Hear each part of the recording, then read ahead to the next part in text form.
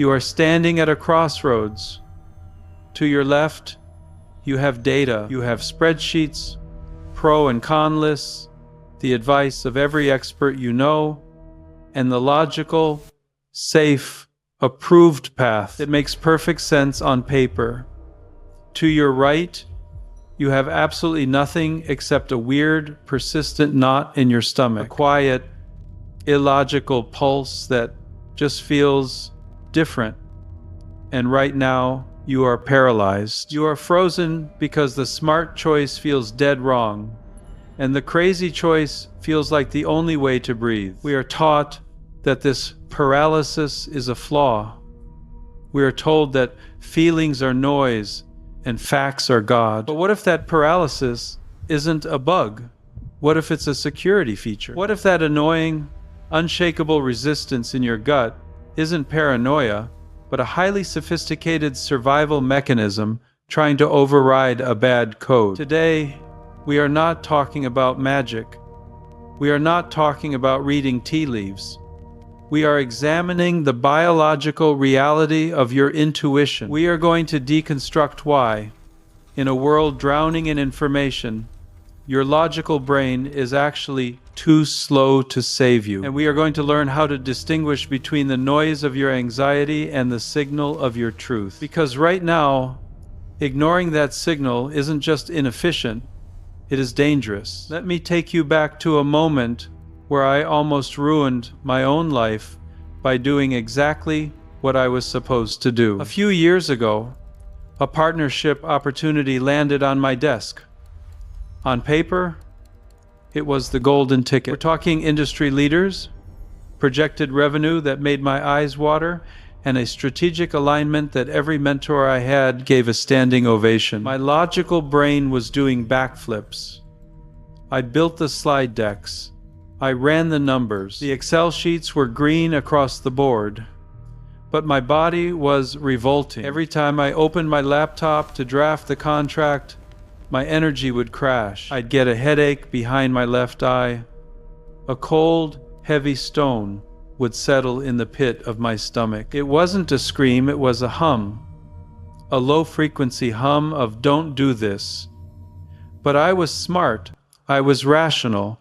So I gaslit myself. I told myself I was just intimidated by success. I diagnosed myself with imposter syndrome. I reasoned that feelings aren't facts. So I picked up the pen, ignored the cold sweat, and I signed. The next 18 months were not a disaster. They were a slow-motion car crash. It wasn't one big explosion. It was death by 1,000 cuts. Communication became a daily war of attrition. The vision drifted. The stress began to metabolize into physical burnout. I woke up every single morning with a sense of dread that sat on my chest like an anvil. The worst part wasn't the money we lost, and we lost a lot. The worst part was the humiliating realization that I knew. I knew on day one. I knew before the ink dried. I had the intelligence report in my hands, and I threw it in the trash because it didn't look like a spreadsheet. If you are honest with yourself, you have a story like this. Maybe it was a relationship where you saw the red flag on the first date and painted it white. Maybe it was a job offer that felt heavy. Go down to the comments right now and tell me, when was a time your logic said yes, but your gut screamed no? And who was right? Your story is the evidence we need to build this case. Here is the problem we are facing. We have been conditioned since kindergarten to outsource our authority. We are trained to look for external validation for every move we make. We want the case study, the review, the 5-star rating, the expert consensus. We treat life like a court case, where we need to prove our decisions to a jury of our peers before we can make them. And in 2024, this is a disaster. Why? Because the amount of data available to us has exceeded the human brain's capacity to process it consciously. You can find a Nobel Prize-winning economist who says the market will crash tomorrow, and another one who says it will boom. You can find a study that says coffee kills you and one that says it saves you. The external noise is deafening, contradictory, and paralyzed. Logic relies on past data to predict the future. But when the world is changing faster than the data can be collected, logic fails. Logic is too slow. This is where your internal technology comes online.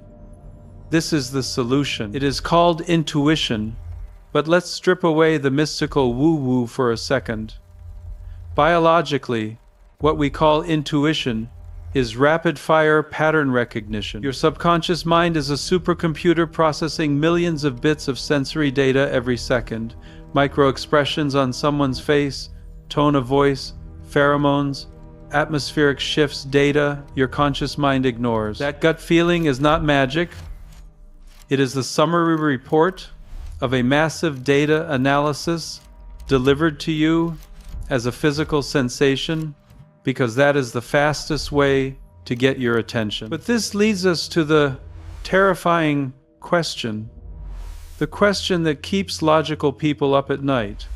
How do I know it's my intuition? How do I know I'm not just traumatized, anxious, or scared?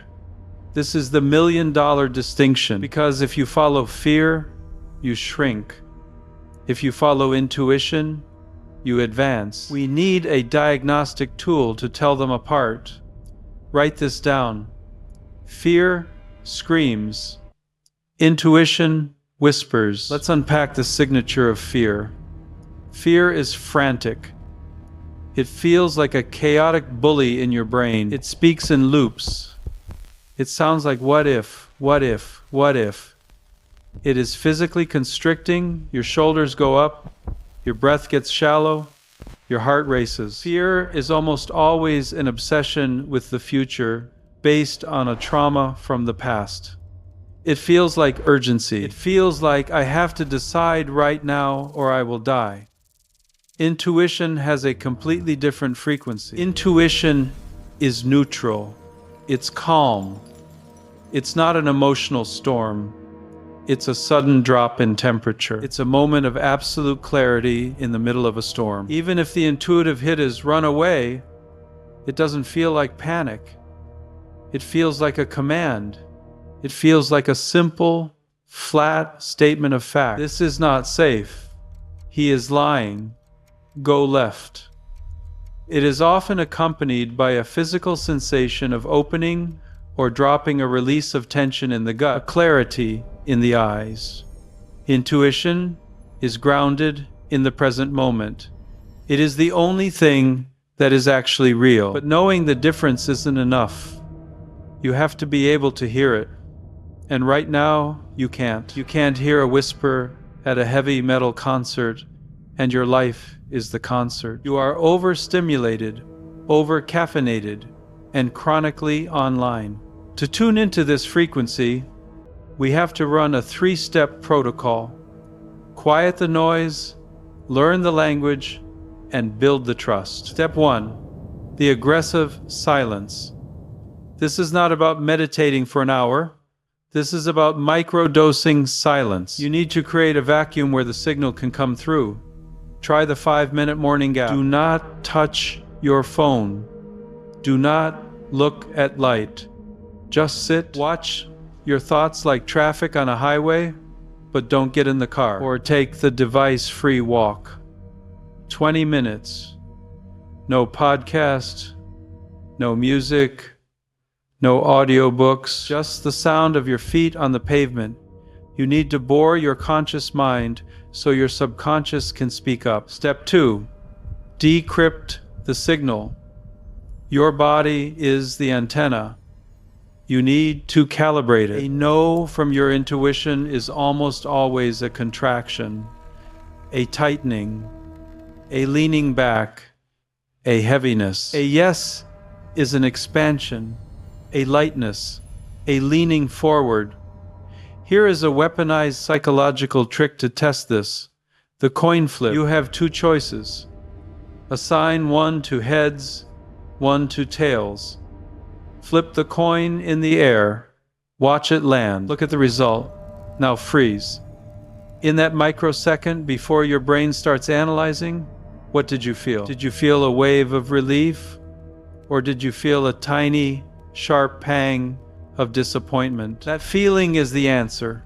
The coin didn't decide. The coin forced you to admit what you already knew. Step 3. Progressive overload. You don't walk into the gym and bench press 300 pounds. You don't bet your life savings on a gut feeling on day 1. You start small. Pick the route to work based on a feeling. Pick your lunch based on a feeling. Interact with a stranger based on a feeling. Keep a journal. Write down, I felt X, I did Y, here is what happened. You are building a database of proof. You are teaching your logical brain that your gut is a reliable narrator. This isn't just self-help fluff. This is the stuff that changes history. Let me prove it to you. We need to talk about the jet age. Go back to the 1,950 seconds. The world flew on propellers. They were loud, they were slow, and they were the industry standard. Enter William M. Allen, the president of Boeing. Every single market analysis, every risk assessment, and every accountant told him that the future was simply better, bigger propellers. That was the logical, data-backed path. But Allen had a nagging vision. He felt he knew that the world demanded jets. He didn't have orders. He didn't have customers. He just had a gut feeling that the world was about to shrink. So he did the unthinkable. He convinced his board to take $16 million, which was a massive chunk of the company's net worth at the time, and dump it into a prototype called the Dash 80. This was a bet the company move. If the Dash 80 failed, Boeing might not survive. For years, money poured out. The stress was monumental. Then came August 1955, Seattle. The Gold Cup hydroplane races. Thousands of people, including airline executives, were watching.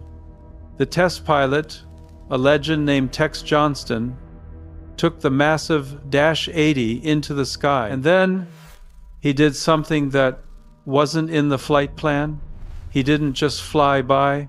He rolled the plane. He took a commercial airliner and did a barrel roll upside down right over the heads of the executives. William Allen nearly had a heart attack on the boat below.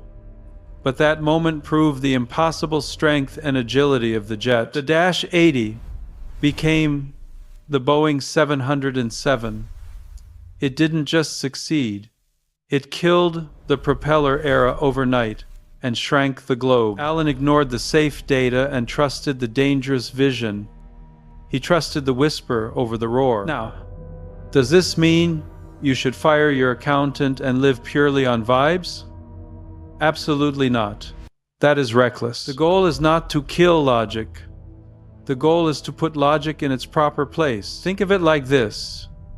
Intuition is the compass.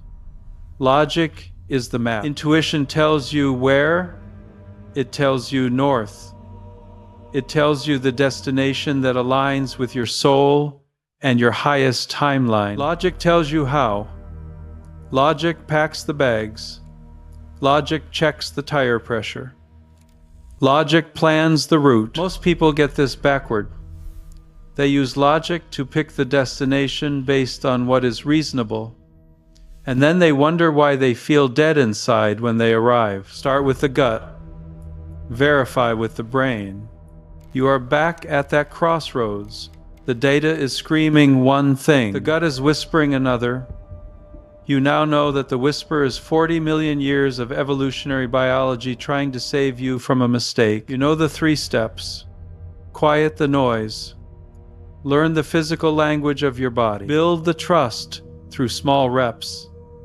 The clarity you are begging for is not out there in a book or a video or a guru. It is currently sitting right behind your ribcage, waiting for you to shut up long enough to hear it. Stop asking for directions from people who have never been where you are going.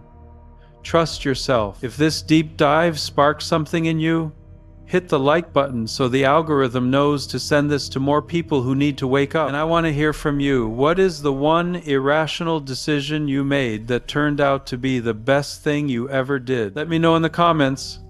I'll see you in the next one.